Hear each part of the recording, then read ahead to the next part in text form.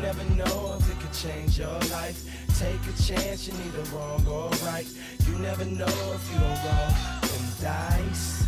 You better roll them dice. You never know if it'll change your life. Hello, Rob. Hello, Matt.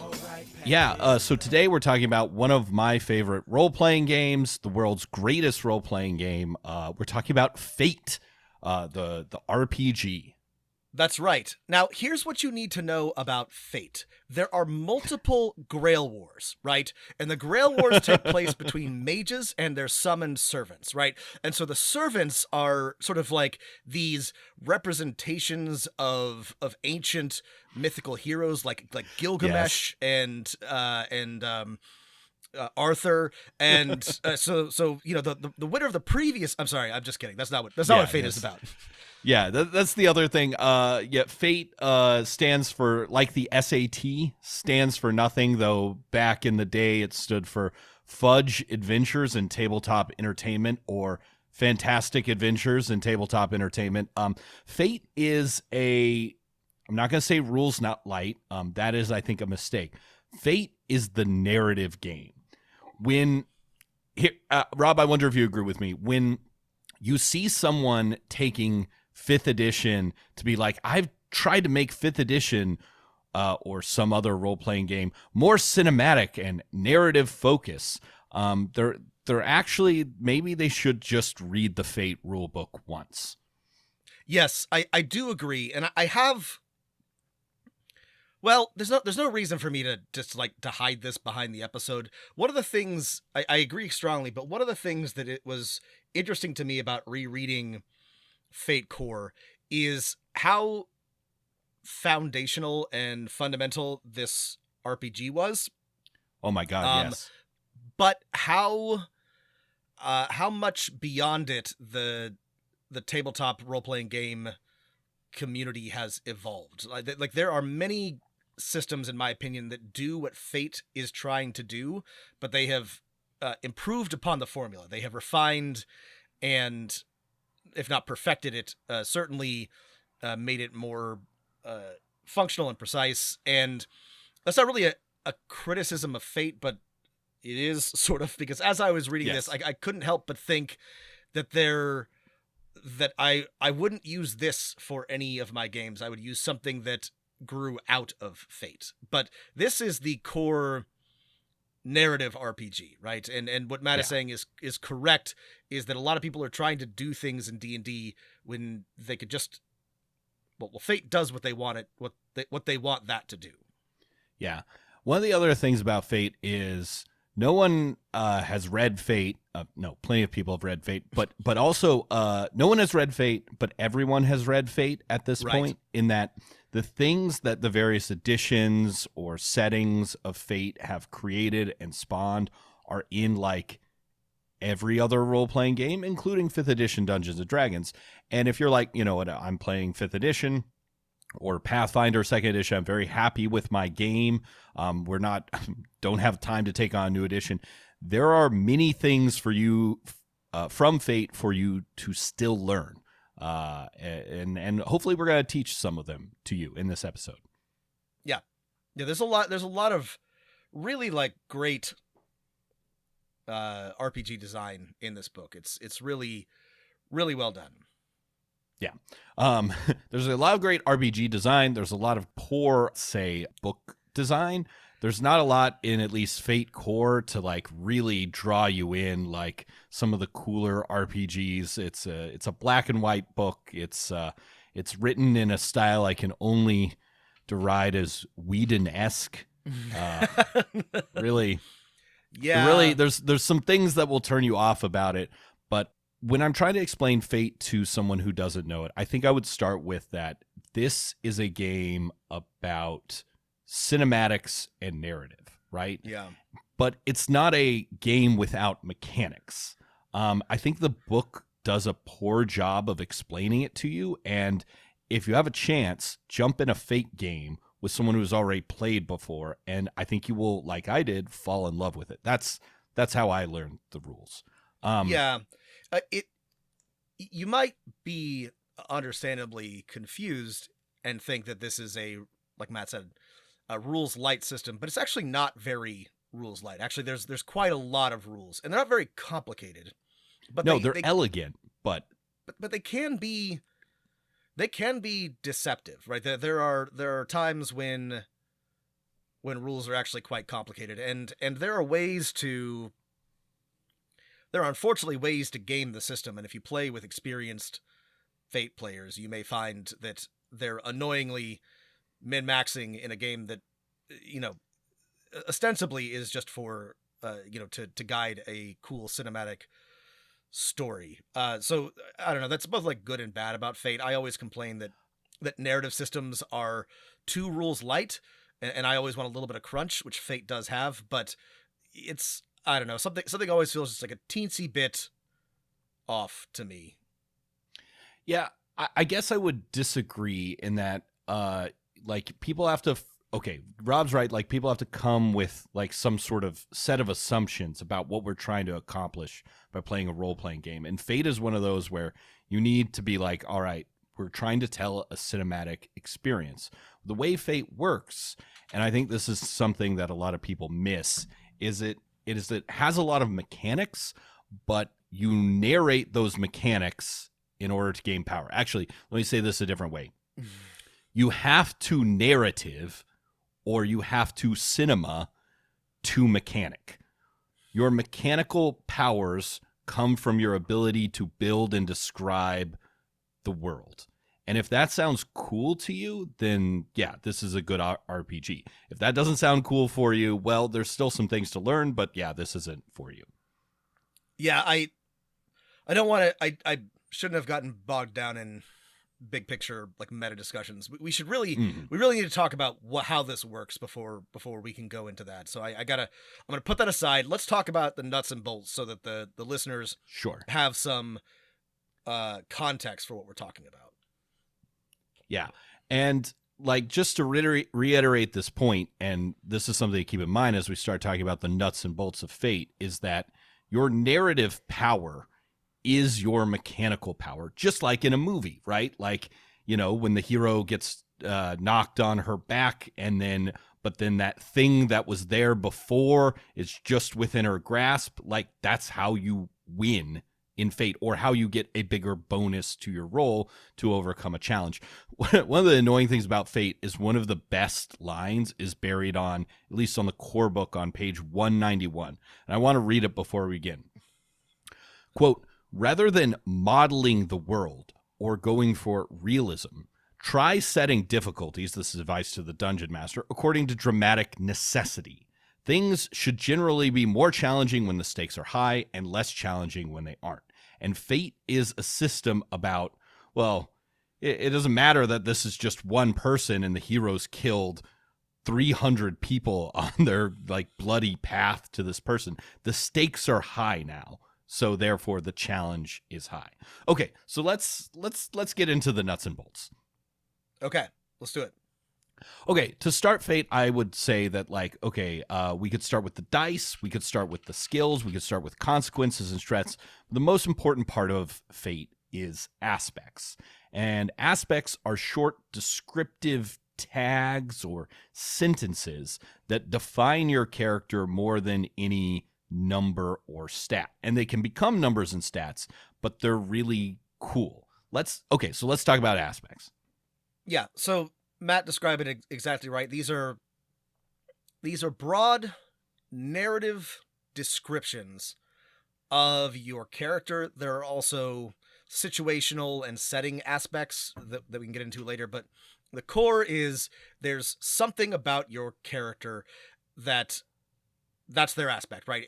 And this has both it is a narrative function with a mechanical outcome, I suppose.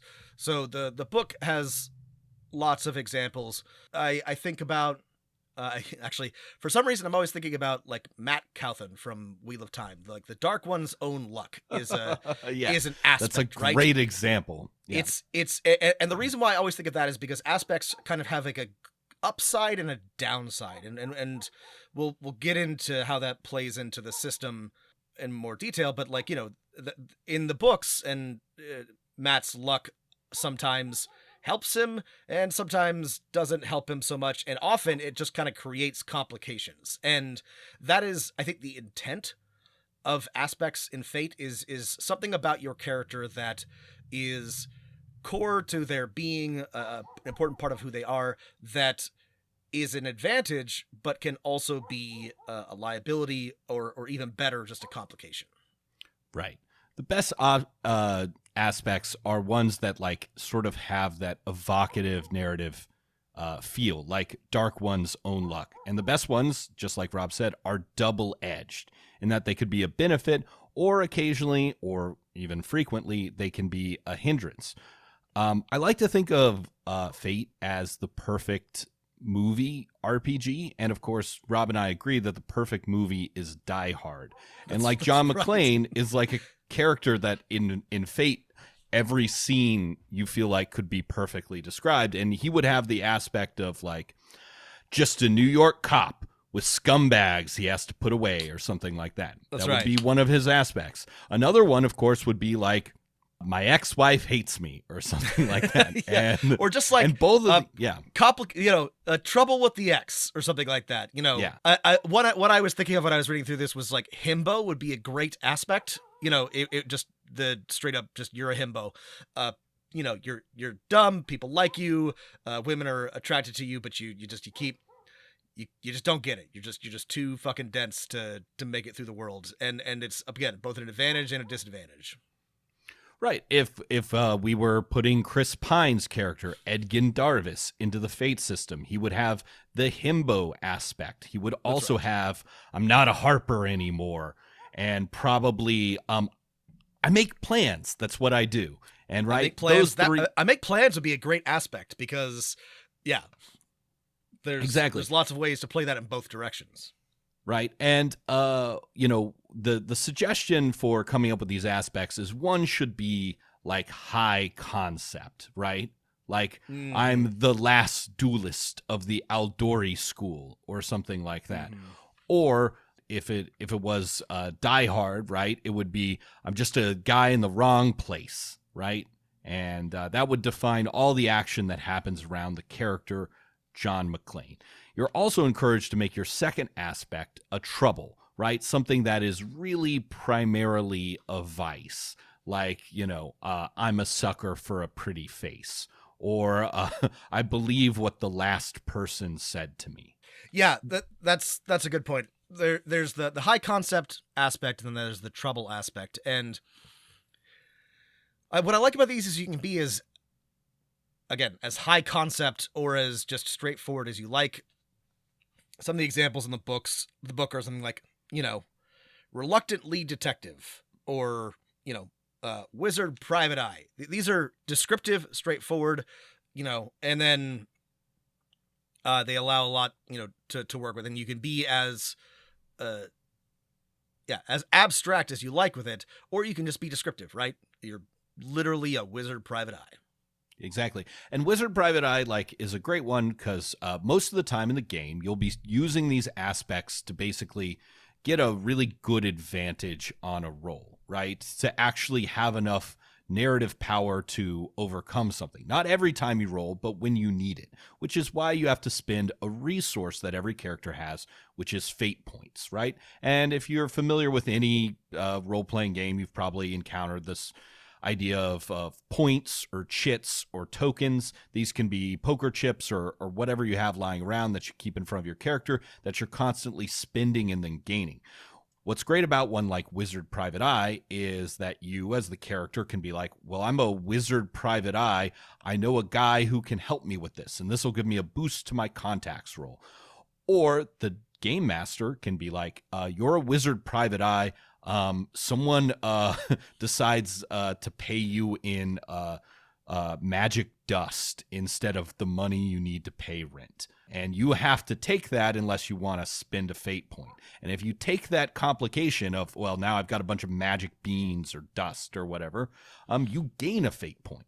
So these are both the system for you gaining the essential resource of the game and spending the essential resource of the game. I mean, here's the thing about aspects. Either you hear this and you're thinking of a character that you have or a character that you'd like to make, and you're immediately like, oh, I know exactly some high concept ideas about this character. I know exactly how I would do this aspect. Or maybe you're more used to a more mechanistic system and you're like, I don't even know how I would go about this. And this is, again, a strength and a weakness of Fate. They have tools for building out aspects that make it easy. But I do want to sort of like emphasize, you must have an idea of your character, right? You have to have an idea. It can be the tiniest little kernel. One of the examples from the book that I like is Girl with Sword, which they build out into like a pretty interesting character. But it can be just that. But I have played with new players who are very uncertain about this part of role-playing games, and they like being like, well, I'm a fighter, and I'm just gonna take some things that fighters would have, and they don't have like a concept ready to go. I've obviously, of course, played with people who have like a 2-page backstory, that they pull out the second that we sit down, but it is something that either you as a GM or your players should be aware of. I only bring this up because I think certain groups, this will never be an issue. It'll never come up. But other groups, there are people who really do struggle with the character creation aspect because they've just never like flexed those muscles before. Mm-hmm. They've never had to like be creative in this way. I think everybody can, but I guess I want to highlight that because it's something that I've encountered a little bit in with new players. That is super important to highlight. There are 2 ways using Fate that you can overcome this, even though it is still a problem. The first is Fate provides some pretty robust rules for building your characters together. Rules of which we've stolen for examples on Session Zeros for this pod before. In fact, I think some of the like defining characteristics of what people think of as a Session Zero were developed as part of the Fate system. The idea of like passing cards around and having someone fill out a story to help you define your aspects. The other thing I would say is if a new player came to my Fate game and was unsure how to play a character or what to create other than Girl with Sword and let's say the sword skill, or in this case, the fight skill at +4, that is completely okay as long as you can, as a game master, help them grow. Because Fate encourages you to leave some of your other aspects and even skills blank until you use them, right? And if that girl with sword with only the fight skill is like, I think I'm going to sneak into the palace, and you as the game master say, so is your character good at sneaking? And then they decide, actually, no, they're not. They're wearing armor. And then they say, actually, I'm going to take the physique skill. Instead, I'm going to bust my way through the palace. Or they say, actually, my character is really sneaky. Let me fill in one of those blank things. And then actually, maybe that is part of one of my aspects. I'm master thief extraordinaire. And then they write that down. Yeah, this is a great example, actually. I often, if people get stuck, say that regardless of the system, we'll figure it out in play, right? But Fate encourages this and has specific instructions and mechanics for developing your character as you play. And I really like this because all you have to come to the table with is just a very, very general concept. And if you like movies, if you like television shows, you can just have sort of a character in your mind and be like, I don't know, I kind of want to be like Harry Dresden. I kind of want to be like Buffy Summers, right? And you've got just a very, very basic idea. And then you just sort of do the narrative and the mechanics of your character emerge as you play. This is one of the strengths of Fate, is that it's really, really easy to get going. Matt's suggestion was a really good one. If you are at all interested, you just find a Fate game, sit down and start playing, because it is really easy to get going. There's not a lot of rules to know, and it will help you understand it, and it'll come together really well through play, or it has in my experience.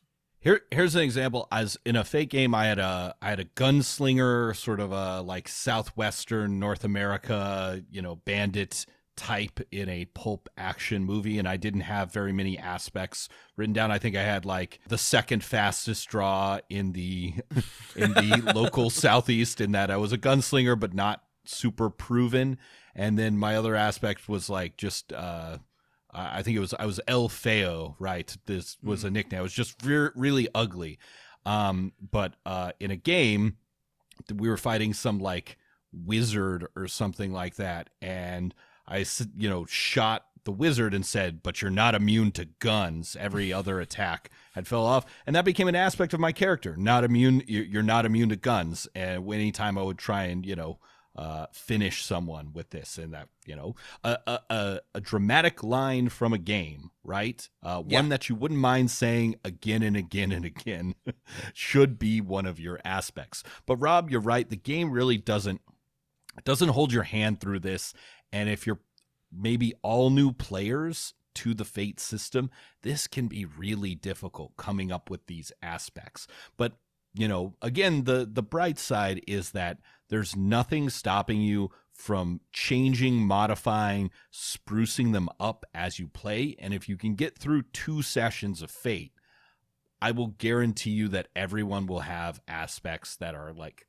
cool, evocative, double-edged, all that kind of thing that the game requires. I only bring it up because I want to be self-aware, because this is super intuitive to me. I love Fate because it's like how I think about telling stories and how I think about characters, and I can immediately sit down and come up with aspects and know how they'll be used and how these games should flow. I want to be conscientious that I've played with people for whom it is not an automatic, like they don't necessarily think the same way that I do, and they don't, intuitively grok this system. If you're listening, you've probably heard some things you're like, oh, I love that. That makes perfect sense. And a lot of people, I mean, I'm going to say probably most people are going to be able to get this right off the bat. Again, you just have to sort of like think about, you're in a movie, you're telling a story, you're pacing a TV show, you know how it works. But it does require you to sort of put yourself in that role, right? To think about not just, how do I want to put this? The good and bad thing about Dungeons and Dragons is, at its core, you just need to know how your PC goes about, how they use the mechanics on their sheet to do things, right? You respond to stimuli, whether that's enemies or traps or skill challenges or whatever. This requires proactive sort of like narrative engagement. It requires you to think about, to get inside your character's head, to understand the situation, to act accordingly. That is often a part of playing Dungeons and Dragons. It is not a core part of the game. It is not actually an essential element of playing D&D. So I don't know. I'm trying to be conscientious of this because it is a big step, especially if you are used to D20 systems exclusively. Yeah. The last 2 things I'll say about aspects is like literally steal. Like steal your favorite lines from books or movies or descriptors. It doesn't matter that your character is different than this one. That character's line works just as well in this thing. This is the cinematic narrative system. Steal your favorite catchphrase from your favorite hero or villain. And then last, aspects can be a little confusing because there are character aspects, but also nearly everything else in the game can also be an aspect. You can just think about character aspects as the soul of your character that is always with them. And many other aspects will emerge, but these are the ones that are always there. These are really cool, interesting tools. I love that this is the core of the game. I think that it makes for great gameplay, great character creation, and it definitely stretches your creative capabilities in some really interesting ways. I think this is such an awesome thing to build the game out of. And then the next part of your character sheet is skills, right? You have a rating from, it usually starts, though you can, everything in Fate has a dial that can be twisted, that you can mod it for your own adventure when you sit down at session 0 or before when you give this pitch to your players. There are 19 skills in the game that, are basically cover any type of action or activity that you can do. And then, of course, there are like 7 or 8 alternate skill systems.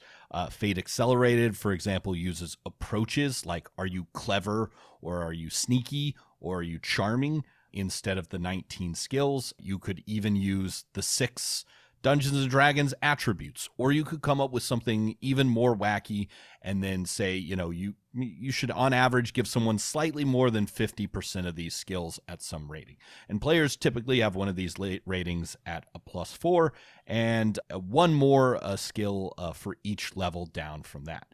And then that also brings us, before we talk about, I guess, the different actions you can talk about, is you have to know the ladder. You don't need a lot to play Fate. You need character sheets. You need some D6s or some Fate dice. We'll talk about those in a second. You need some sticky notes or some index cards. You need some chits. But the one thing you will need in front of you at all times is the ladder, which is just a table of +8 to -2 with some descriptive adjectives next to it. And this ladder tells you how good of a success you are at. So if John McClane tries to shoot, Hans Gruber, and he gets a result of a +6, that's like legendary or amazing or something like that. Right. So a lot of this game is comparing your results to either a static number of like, oh, this task was a +3, or someone else, the game master or another player, rolling their own set of dice and comparing the outcomes. Well, I got a +5, you got a +3. I won by 2 shifts or 2 levels, and that determines the outcome, either being a success, like an outstanding success. If it's a tie, then some interesting things can happen. If it's a failure, then it's you roll below something. And yeah, I guess now's a good time to talk about these dice. I don't think they're proprietary in that they existed before the Fate system. So lots of people make them. They're called fudge dice. Oh, you're right. Right. These are not from, unique. That's right. Right. They're from a system. Yeah. That was the predecessor of Fate, called the Fudge system. But there's essentially D6s with 2 sides that have a plus symbol on them, 2 sides that are blank, and 2 sides that are a minus symbol. So if you roll 4 of them, you'll get a bell curve from -4 to +4. And whenever you do an action, you'll add this to whatever skills and other bonuses you have.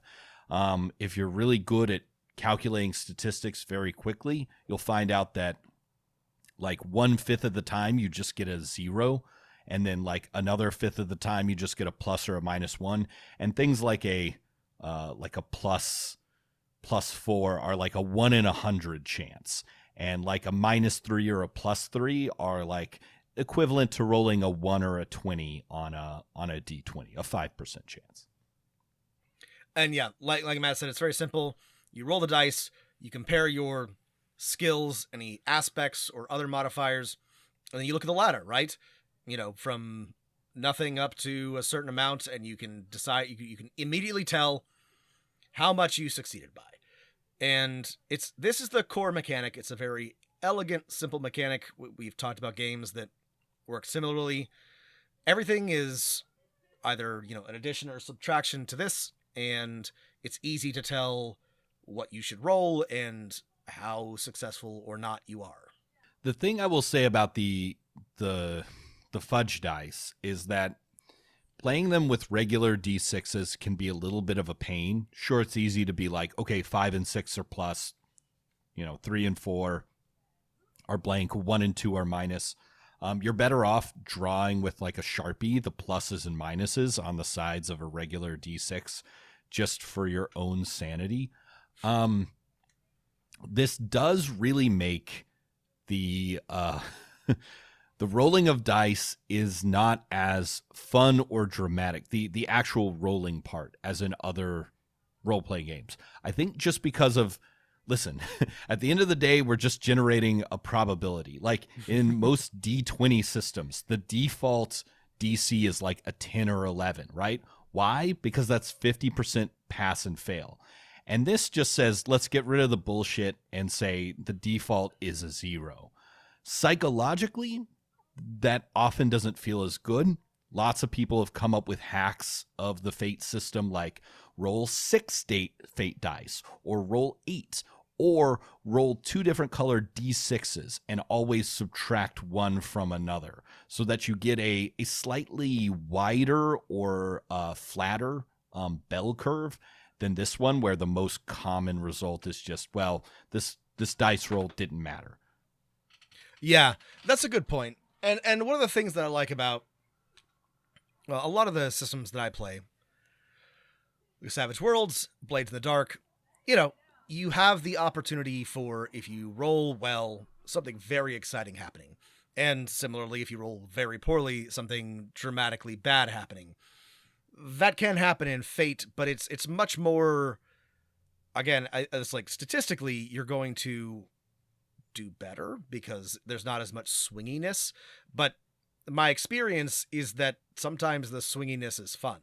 And that is one of the appeals of a system like Savage Worlds to me, is that it generates mechanically dramatic outcomes. Fate is more controlled. This is, I think, a good thing, but Matt's right to bring up that it doesn't always feel as much fun. Yeah, and I was going to say this till later, but one of my favorite Fate systems that we've talked about on the show before, iHunt, fixes this problem with the addition of an edge dice that the players pass back and forth between themselves and the game master. It also gives people example aspects, which is, a great thing to do. Yeah, so that's the dice system of Fate, which is just, it's a little wonky, but it does, if you do lean into it, work well in that, you're not really getting a huge benefit from the dice. They're sometimes going to throw you for a loop. But if you want to mechanically succeed, you have to create narrative, which I guess is the thing that we should talk about as we talk about the final parts of your character sheet, which characters also have, they have a pool of fate points that they get at the start of every session that they're going to be spending in and out. They also have slots for stress, which is kind of where you can take consequence-free either mental or physical damage. And they have a consequence slots, which are really bad, negative, mostly only negative aspects, like a gut shot or a debilitating panic or, something, a loss of confidence, right? There's several tiers of these consequences. And so to get to the rolling part of the stuff is because Fate is so flat. And if you're creating a challenging encounter, the only way to overcome things is, instead of just directly attacking them, is to create additional aspects. You head into a room fighting an evil wizard. Your first thing is you attack them and you fail. Okay, my next action is I create an aspect of I'm changing the wizard's focusing crystal in their, big telescope that they're drawing power from into just a worthless piece of glass. And then, boom, that becomes an aspect on the table. And another player, says, I light his bookshelves on fire. And that creates the aspect on fire. And then these can narratively be used or invoked in the game's turn to either give a +2 bonus on a roll or allow you to re-roll all of your fate dice completely. We should talk about fate points at this point, I think, because I would categorize sort of like the twin pillars of fate as the aspects and fate points. And fate points are like aspects, both very simple, but with the potential for great complexity. And I think they're a really, really, they are a really, really important part of the system. And if you are ever going to GM this game, probably the greatest burden is on you as the game master to make sure that the fate point economy is functioning properly, which doesn't have to be hard, but it is definitely a thing that you have to be aware of, because the game hinges on the assumption that your players are going to be spending these fate points. Yeah. And, it's got to be a lot of creating narrative, right? If we go back to the Die Hard RPG, right? Well, sorry, what is a fate point, Matt? So a fate point is the currency of the game. It can be represented by chits or tokens in front of the player, or just by a number on their character sheet. And they can be spent at any time to invoke one of your core character aspects. And you use this kind of in the ellipses method. You know, John McClane tries to signal someone to get help, and he fails. So he says, I call on the radio and I say, I try and signal someone, I'm just a New York cop. I invoke that aspect of my character and I say some cop banter over the radio. And then the NPC responds and I win this empathy contest it would probably be a rapport skill. Perfect. That's how you can spend fate points. Number one, you can also spend fate points to create a detail in the scene. The wizard's lair, the DM hasn't described it other than dark and crackling with eldritch energies. Those are the only two aspects. But what does the wizard have here? I'm going to say a bunch of homunculi in formaldehyde jars. And so I say that detail is now in the room. That costs me a fate point. Players earn fate points by accepting compels from the game master. And this is where you come in. You have to constantly be compelling your players, right? And if your character has a cliche aspect or something like this, like I'm too old for this shit, or I don't look like an action hero, then the dungeon master maybe at the beginning of the session says, you're tired from the flight. After you have that conversation with your ex-wife, you feel like you are too old for this shit, or you don't look like an action hero. You take off your shoes to relax. And the player can accept that fate point, or they can spend an additional one to refuse at any time. And then as the dungeon master says, okay, you take off your shoes. Now you don't have your shoes. You gain the aspect barefoot. And that is always true.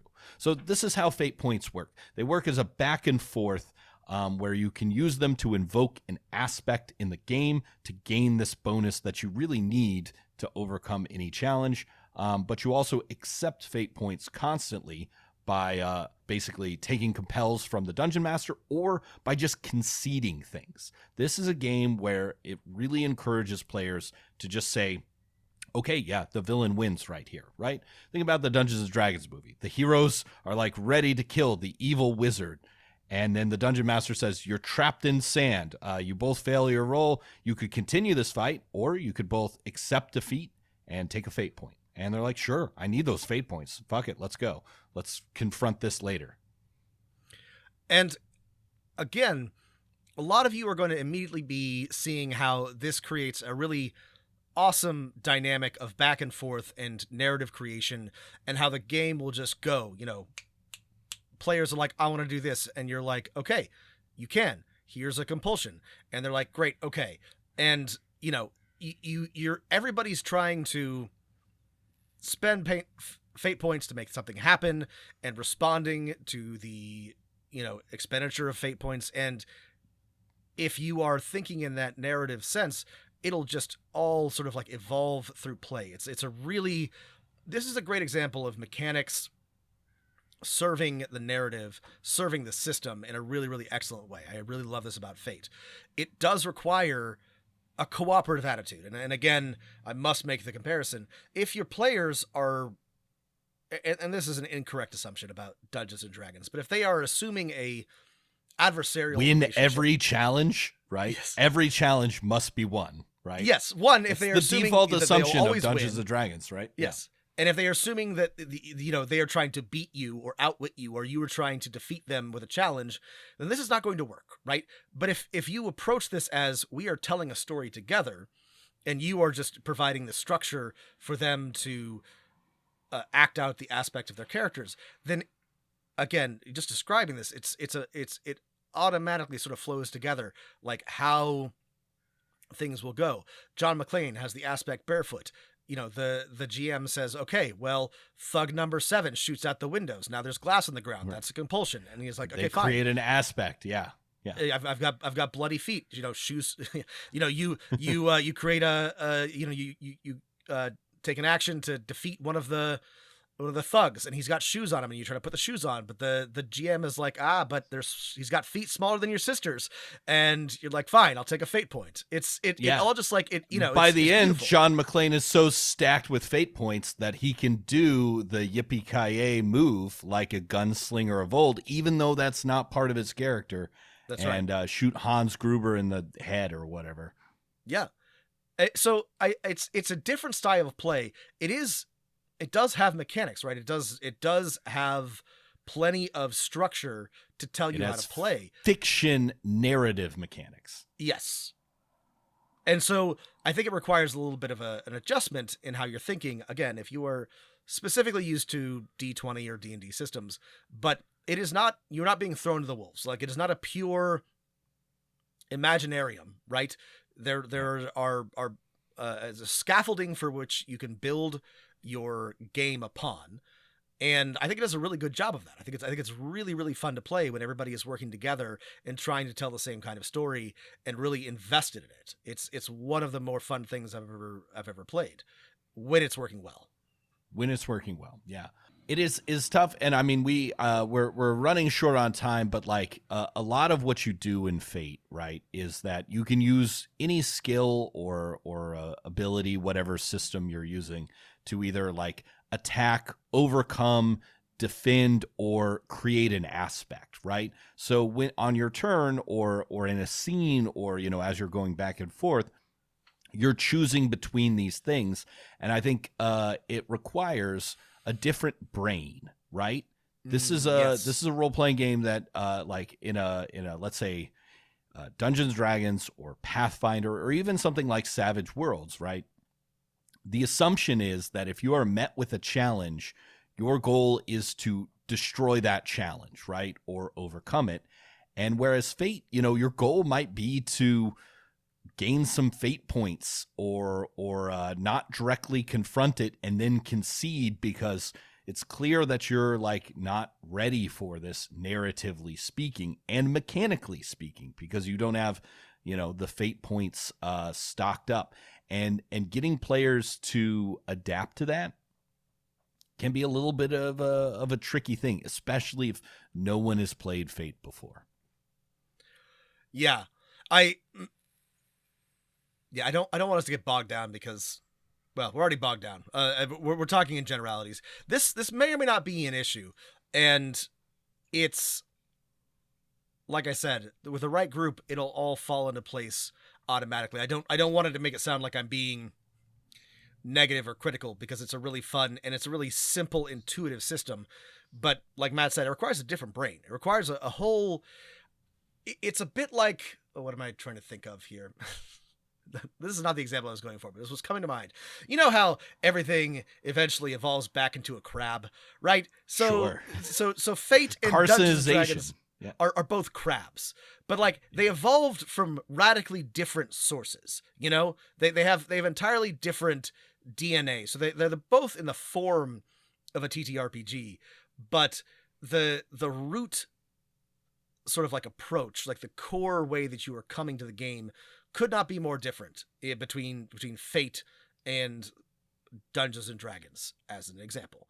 That does not mean that you can't, that your players can't figure it out, but it's different. Yeah, I get what you're saying exactly, because there is nothing stopping you from playing a Fate game that is set in a high fantasy world. Even the Forgotten Realms, where you have a barbarian and a sorcerer and a thief, right? And it on the surface looks exactly like that same type of crab that Dungeons and Dragons is, right? But in fact, they're not genetically related at all, right? In that, yes, one requires you to put narrative and fiction first, and that all of the mechanics exist not to simulate some sort of fantasy reality, but to simulate narrative. And that can be confusing for players because they look at things like stress and they're like, oh, that's my hit points. It's like, no, that's not your hit points. That's your ability to refuse consequences, right? Oh, I have skills. This is just like skills or abilities. They have a plus. It's like, no, that's your ability to generate narration at that type of activity. All right, what should we discuss with our remaining time? Sure, I have a couple critiques of, I've been pretty effusive with my praise of Fate, but I have some critiques, but I also have some praises of Fate, which is, I would say, I would start off with just like, if you're like, I have something completely new and completely different, and I want to build, for my really cool, amazing world and idea, a game, and I want to involve my players in it, then Fate is really good at this, right? You won't break anything by creating a list of new skills, or instead of a list of 20 new skills, 5 aspects of the mystical crystal, right? That is part of your world building. Perfect. Those are the 5 things, right? It is really good at doing a custom world and doing it exactly how you want it. And whether that's a custom world defined by you, the game master, or by the players. I would say my biggest critique of Fate is that the Fate rulebook itself, especially the Fate core, I think the Fate condensed or the Fate accelerated, the abbreviated versions of the rules do a better job of this. They don't communicate what Fate is best at. They don't showcase its greatest strength. And if you start just reading the Fate core book, you might not really understand why Fate is special. Yeah, I like the Fate core book, and I think it's really useful. And it's got some great GM advice. Yeah, full of really good advice that you can borrow. But if I were going to run Fate, I would probably pick up one of a more specific setting. The sort of like great example, as Matt is familiar with, is the Dresden Files RPG. It's a really like excellent Fate adaptation. I think the Fate core, a lot of generic systems suffer from this. I don't know that there really is one that actually manages to avoid it. It's too general. It's a little hard to know where to go. It doesn't give you quite enough to work with. That's a general criticism, but Fate is a great system, and there are great RPGs that have been built on the Fate foundation. And if I'm going to recommend this to somebody, I would say pick one of the ones in a area that you like and work with that rather than picking up Fate core. Yeah, to get off of my list of critiques, I think the difference, like, so for example, a Powered by the Apocalypse game like Monster of the Week or Masks or City of Mist, right? I think I enjoy their mechanics and narrative relationship a little bit more than Fate. Yet, if you've played any of those games, those are very specific games, and you can't just adapt Masks to a generic superhero game, right? It's got to be about teens, right? It's got to be about or young people finding themselves, right? It just doesn't work. And if you want to make it into a superhero campaign, you basically have to rewrite the whole thing and rewrite your players' 10 playbooks, right? And Fate, you don't have to do that, right? If you have a specific vision of a game. Yes. Yeah. I would say my next, since I just gave a critique, one thing that's not a critique is there is so much here for game masters of any system to steal. And let me just give you 2 quick examples. Fate has great rules for rejecting failure with a consequence, right? Whenever you fail a roll in Fate, you can still succeed. The game master just gets to make up something bad, right? And it could be a new aspect, or it could be a new NPC showing up or something like that. Sure, yeah, you got through the lock, but it made a loud clicking noise, and now 2 guards are here, And that sort of option and giving of player agency to reject failure, but at heightening the narrative tension, is amazing. Fate also has great advice for how to describe complicated places, even a battle map, right? Fate encourages you, sure, use a battle map if you want, right? Then just label each room with 1 or 2 aspects. This room is filled with red security lasers crisscrossing it. This room is pitch black, right? this room has a sleeping guard with a big pile of donuts spilled on the ground, right? And then those couple aspects, and then remember, players can come up with more, are enough to go on. And if you're tired of mapping out every 5-foot square, I would suggest, considering how Fate does it with its aspects, where you just need 1 to 2 very exciting descriptors per room or per location, right? In an abstract sense. We've already talked about the collaborative back and forth nature of Fate and the way that it allows you to, both in terms of developing your characters and deciding the narrative. I have effused about Blades in the Dark, which has a slightly more detailed version of this, but it is functionally the same idea, right? And that's quite frankly, I sort of think this should be a part of every RPG. At this point, I like it so much. I think players should have the tools to, through character creation, develop a narrative with each other, and through play, impact the narrative. And that's just sort of like built into Fate in a way that's very easy to understand and very easy to implement. This is something that you could straight up steal and just give people. You could literally give people fate points in any other RPG and say, these are for changing the narrative, adding a detail, invoking an aspect. And I think it would work for the most part just fine. And you could just keep this little part of the system. I just, whether or not you do use it, I think it is such a good thing for players to feel invested in the narrative, right? To feel like they have an impact on the story beyond just my character does X. If they have an idea, like, wouldn't it be cool if there's a chandelier that I could swing from? It's awesome for them to be able to say, there's a chandelier, I'm going to swing from it, right? Or there's... It's empowering, yeah. It's empowering, they don't have right? to ask. It gives right? people... makes them want to pay attention, right? It makes them want to be involved, right? This is like, look, I'm not, and it can work for any, even when it's not the spotlight on you, right? You know, someone's struggling what to do, and you spend a fate point, say, there's a chandelier so that your character can swing down here. Doesn't even help me, but helps someone else. I'm contributing, right? And it's narrative contribution. Exactly. I'm not the kind of person who complains about, like, if you're on your phone, you're on your phone. Whatever, doesn't matter. Sometimes people pay attention, sometimes they don't. I have trouble paying attention. I'm not going to give anybody a hard time if they are not able to be fully present at the game. At least they showed up. But a great solution for this, or a great way to help people want to be engaged, is to give them something to do. Like, you know, the problem is without these tools, one, you're waiting for your turn, and if you don't do anything on your turn, or your turn is ineffective, then you're just waiting for it to come back around. But a game like Fate, and this is, again, many games have adopted systems like this, but Fate is kind of the OG.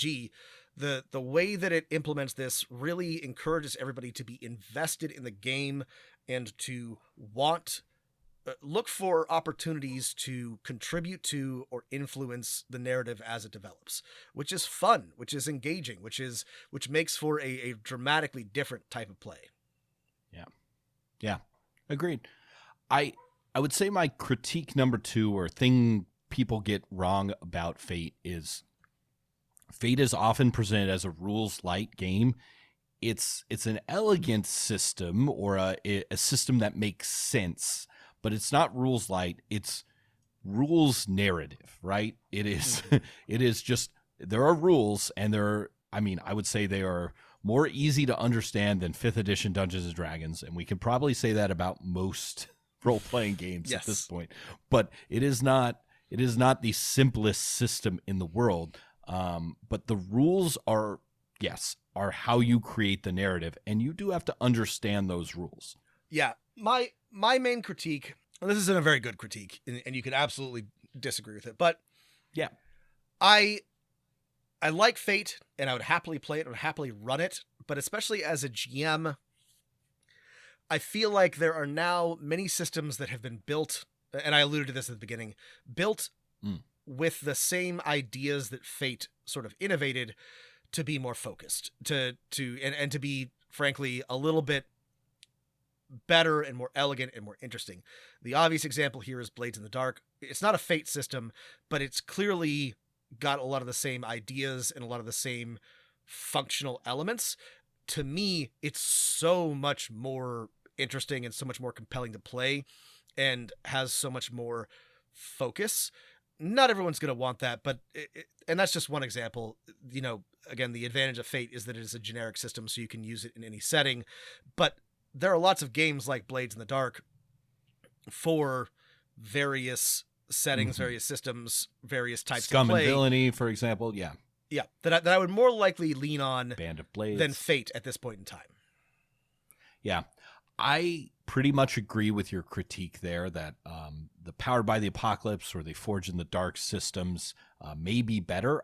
Here's an example of, I think, one way they're better is that in Fate, to sort of compare this outstanding success, tie, failure system is that where you have to look at the ladder and, okay, I got a +8, but the defender got a +6. Okay, is that 1 or 2 shifts? What do I do? Like, this is maybe all just a little too much.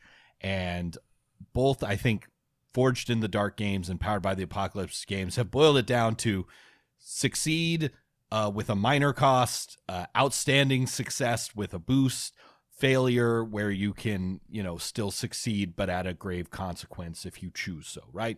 It's boiled it down to 3 outcomes. And they boiled the roll down to simple, static 2d6, right? Or a 1d6 roll in Forge in the Dark. And I think that is way more elegant. Where I will still say that Fate shines, and you can feel free to disagree with me, Rob, is that Fate, because of its genericness, is better at prompting players to narrate action and then find a role that fits that action. I'm doing this, and okay, this actually sounds like creating an aspect, so that's what I'm going to do. Whereas because of the play sheet nature of both Forged in the Dark and Powered by the Apocalypse, players are more likely to default to I'm mixing things up, or whatever the move is called, right? Or I'm scrounging for clues, right? They all, depending on the specific setting, all have names to the moves. And yeah, I agree. I do agree with you there. And but it's got them beat at the resolution. Yeah. I would be hesitant. I don't know. This is going off the rails, but if you were going to take your non-narrative group and try to switch them to a Forged in the Dark or Powered by the Apocalypse system, it might be good to do a 1 or 2 session or a short game in Fate, because it take them through the history of narrative RPGs. Well, yeah. I mean, I don't know. It's a little bit like. Yeah. No, I get what you're saying. Yeah. No, I mean, it's a little bit like you got to read Freud, even though nobody uses Freud in psychoanalysis anymore, because, it's important foundationally, right? You got to understand where things come from.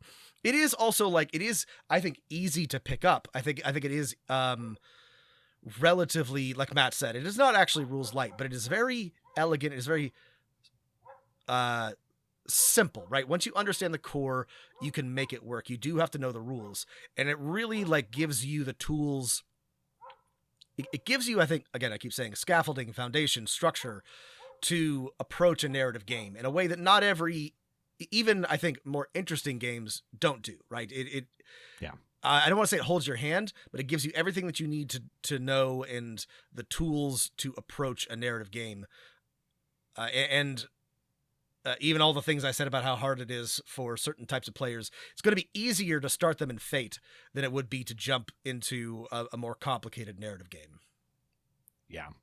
I agree. I think the Fate Accelerated or Fate Condensed are good places to start, especially if you have that group that's like, if you have that group that says, I love Dungeons and Dragons or I love Pathfinder, but I really just like chatting with my friends and coming up with the wacky scenarios, well, then this is a set of mechanics that is designed to do that, right? It is Yes. a set of mechanics where no one says I make an attack roll. In fact, if your players ever say, I create an advantage fuck it, you're done. You've lost Fate. Go home, you lose, right? If they ever Right, say, I created an advantage instead of I switched the wizard's focus crystal with a worthless piece of glass, right?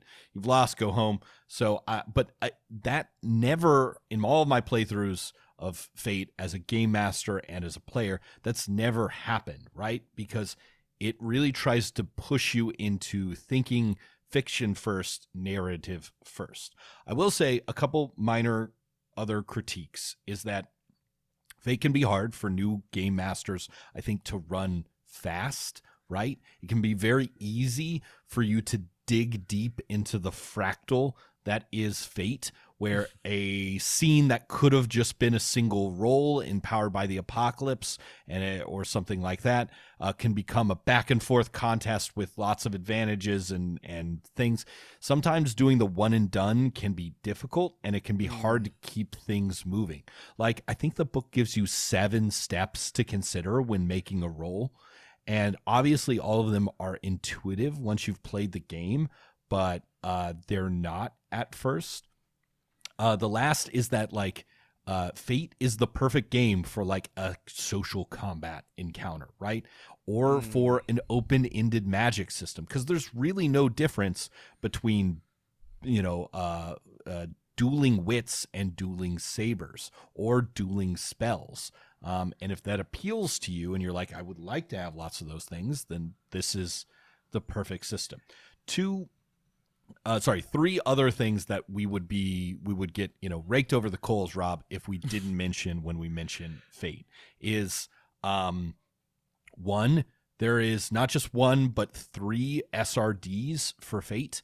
All of the systems they've created, and they're pretty much complete, right? Pretty much everything but the art is in them, and they're there for you to learn the rules. Plus, there's a million other games based on the Fate system, from one of our favorites, iHunt, to Forge in the Dark. Another that I've enjoyed is Spirit of the Century for pulp action.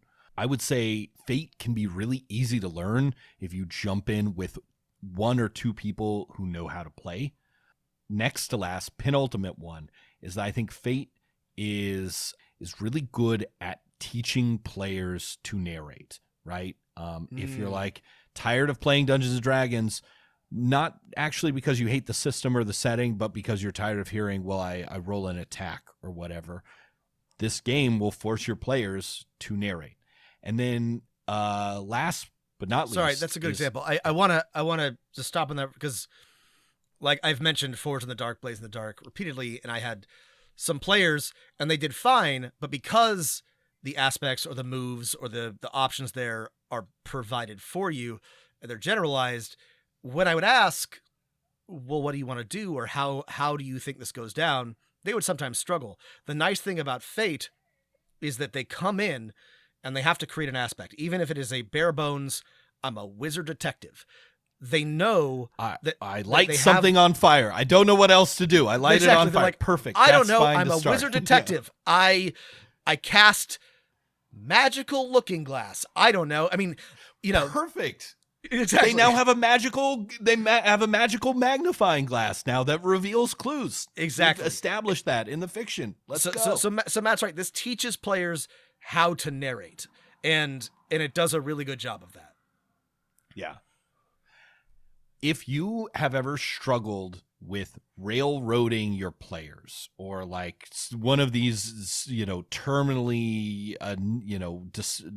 terminal discussions of RPGs, right? Fate is great in that you can't railroad your players in the sort of main sense, in that you can compel them to do something, force them to make wrong decisions, but they always have agency to refuse you, but they have lots of incentives to accept, and they will get to decide what they think the best narrative is and make their decisions accordingly, because the narratives and mechanics are the same thing. So if you're like, you got to take a contract with the Black Sun Cartel, and they're like, I don't want to do that, and you're like, fate point, your ex-wife hates you. Your ex-wife is in debt to them. Maybe you can win her back. Here's a fate point if you do it, and you owe me one if you don't, and then they get to decide, right? At the end of the day, whenever I see people being like, you need to play another RPG or whatever, right? Learn any other game, read any other book or whatever, that tired thing. I think it's pretty good advice. And I think if you're considering another one to play or try, maybe that one should be the Fate role-playing game. In that, when people are like, I want a narrative cinematic RPG, well, here's one that made those narratives into mechanics. It might not be for you, but you should at least give it a shot. And we mentioned the book's okay. It's fine. The art sucks. The layout sucks. The graphic design sucks. Some of the writing down to the sentence. The game master Amanda grins the devil's grin as the players accept her compel. It's like, okay, all right, I get it. You're, whatever. Everything about the presentation sucks.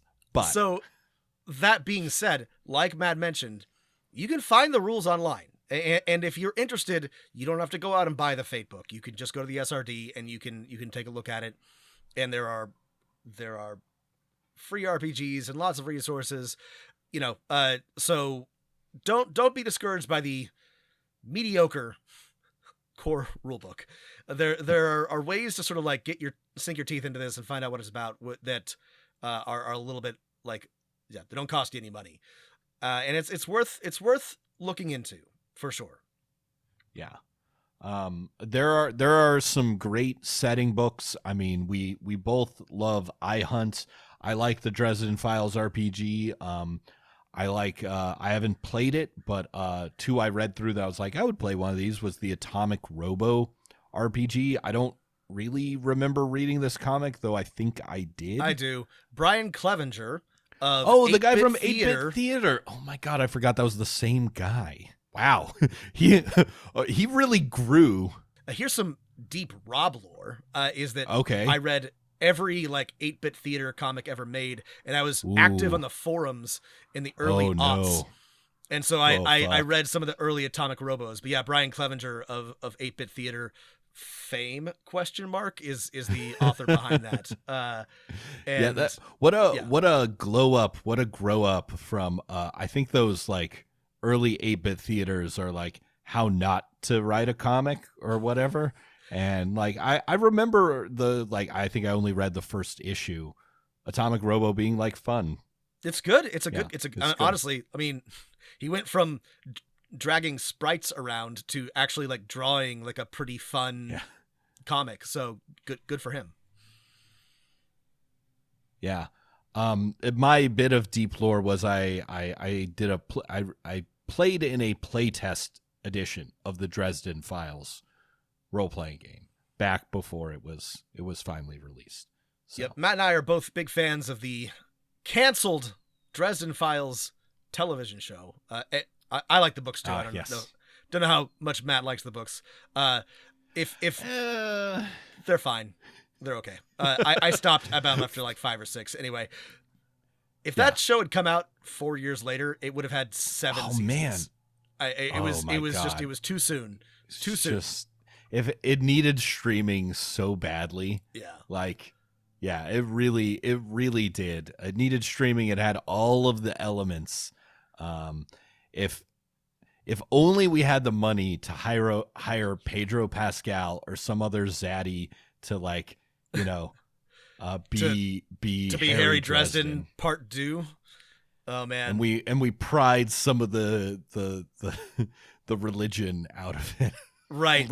I gotta imagine just a little bit. Just a little. Sorry, we're going on too long.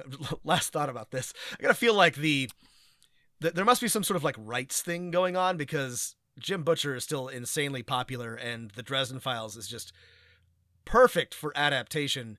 There's got to be somebody sitting on the rights or on the some part of being able to turn it into a television show or something like that, because that's an easy slam dunk, even with the weird religion stuff.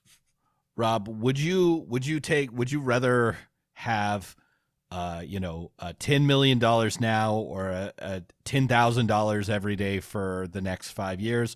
Wrong. You want to pay me money. Let's get into that grind style. Listen, I know we both have jobs that are stable that are like regular and normal and, you know, communities that we live in. Let's quit our jobs. Let's go to fucking Hollywood, California, in the Hollywood sign where Jim Butcher lives, I assume. And like, let's approach him and say, Mr. Harry Dresden, Jim Butcher, we want to pay you. We want to pay you $1 million to be the showrunner for the show that has already happened and failed, and we are the ones who are going to make it happen. Remember that show that started and was canceled after one season? We want to pay you to do it again. It's a great plan. And he would be like, should pay you. It's like, no, we wouldn't be hungry enough if you paid us. That's right. We're paying you to show you because we want to keep our edge. Right. I would rather have a Sody Pop with Jim Butcher than $1 million. You know, that's right. I would learn more from having a non-alcoholic beverage. Sorry, is he Mormon? I'm just like assuming that he is. I think I'm gonna assume too, but I think he would probably say, actually, I'm gonna give you the rights to the Aeronauts Windlass, and then we're gonna have to adapt that, right. Unfortunately. Oh, okay, everybody. Anyway, the Dresden Files RPG is good. Maybe we should review that sometime. Anyway, maybe we should. Thanks for listening, everybody. If you have other RPGs you want us to review, send them our way. I hope that hearing about Fate was useful. As always, stay healthy, stay safe, and keep rolling them dice.